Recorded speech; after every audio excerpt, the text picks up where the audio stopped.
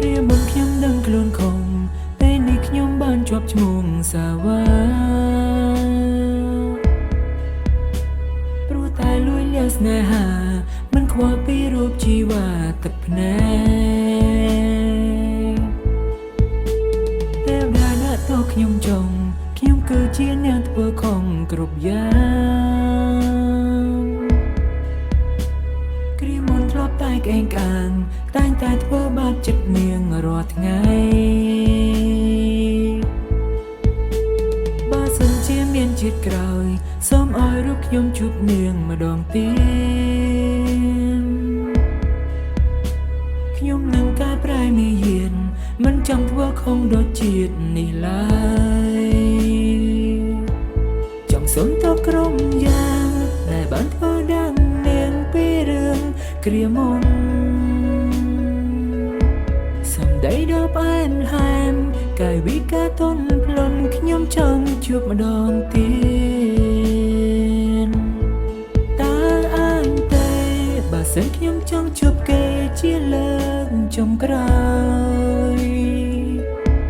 បើខ្ញុំបានជួបហើយសន្យាថាមិនឲ្យឃើញមុខខ្ញុំទៀតទេ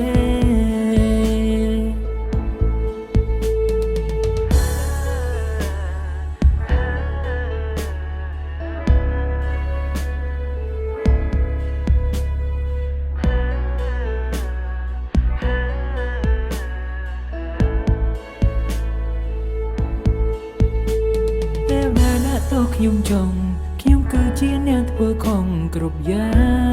ងគ្រាមុនធ្លាប់តែក្អេងក្អាងតែងតែធ្វើបាបចិត្តនាងរាល់ថ្ងៃបើសិនជាមានជាតិក្រោយសូមឲ្យរូបខ្ញុំជួបនាងម្ដងទៀតខ្ញុំនឹងកែប្រែមាយាទមិនចង់ធ្វើខុសដូចជាតិនេះឡើយ